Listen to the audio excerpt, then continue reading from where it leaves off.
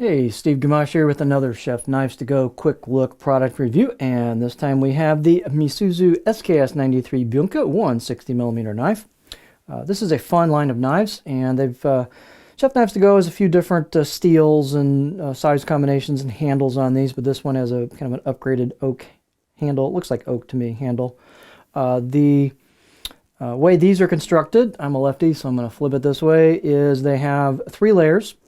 So the center core cutting edge steel is SKS93 carbon. You can read a little bit about that on the web page, but a nice, easy to sharpen reactive carbon steel.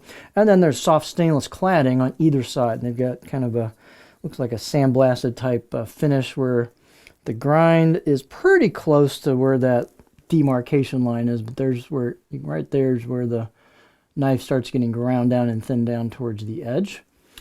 This is a nice performing line of knives. It's fun to use. They're economical, and they're just cool. So the carbon steel will give you really easy to sharpen, retain decent edge retention, but it's going to be super easy to sharpen and very easy to get very, very sharp. And the stainless cladding, which looks like it does cover the top of the spine here, it also makes it a little bit easier to maintain. The weight and dimensions on these will vary just a little bit from knife to knife, but this particular one is 106 grams or 3.7 ounces. The edge length is 156 on this one, from tip to the back of the heel. You can see they've got kind of a back swept heel to it. The overall length is 290 millimeters with this handle. They're pretty thin, but they've got a fair amount of stiffness to them as well.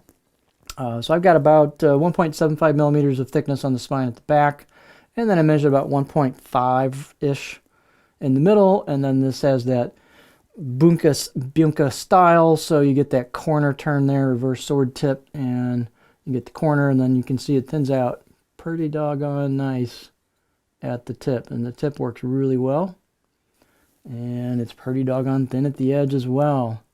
I've been tinkering with this one. Cross-cutting celery is a delight. That's a pretty good test of wedging, so this did great through celery. That's a good sign. I've tinkered with these before, and they're a nice performing set of nice performing knife. So a lot of value for this, a lot of performance. The blade height is 48.5 at the heel, so it's got a generous height to it. Fairly wide neck, but you still got lots of clearance there. The handle is looks like oak to me, but it's an octagonal wood handle. To be honest, compared to some of the other handles, this one feels maybe a little bit big. I might keep this one, and I'm really thinking about it. I might keep this one, and I might chop a little off the edge here and bring a facet down here to kind of make a little more of a bolster to it. So I think I might tinker with that, taking a little bit of off here and a little bit off here to kind of let my thumb flow into the blade a little bit more. But just something I noticed having handled these before. But really cool, nice handle, nice looking package to it. Got a good glue up job coming in here where the tang goes in. Let's see, balance point. It's going to be a little further back. This handle's a little heavier than the other ones, like the Howood handles with the plastic ferrules. So this balance point's right about there, so it's going to be a little bit handle heavy if you do a pinch grip on it. Out of the box edge, I'll give it a 5, maybe 6 out of 10. Very easy to sharpen, but decent edge out of the box. Thin at the tip, thin at the edge. The spine here, they didn't really relieve the corners at all, so if that bothers you, it's a little sharp on the corners of the spine here.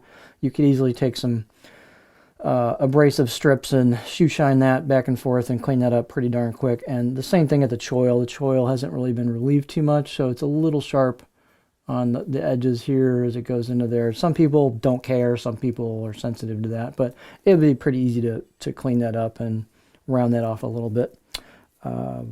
Fit and finish, I'd say, is outside of that is quite good. You can see the backside, the embossed or stamped in logo on it. You can see it does push in to the other side a little bit. Doesn't hurt anything, but there is your logo and kanji on there on the left side of the blade.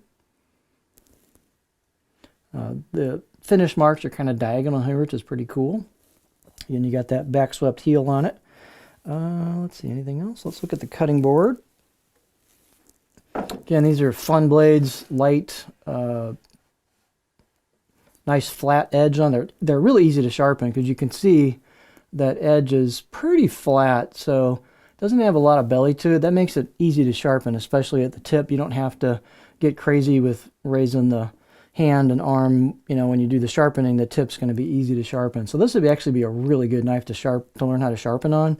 Again, because it's fairly flat, the tip's pretty low, not a lot of belly there, and easy to sharpen, reactive carbon steel at the edge. So this thing will be a good sharpening trainer, if you will, and you can keep this thing razor sharp in the kitchen.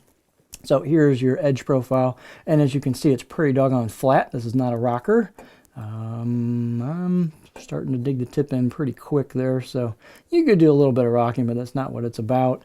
You've got a pretty flat area in the back half for 40% of the blade, and then just kind of a low belly. So this thing will be great on push-pull cuts, glide cuts, a little bit of chopping, actually a fair amount of chopping, and great on tip draws as well through products. So these are just fun.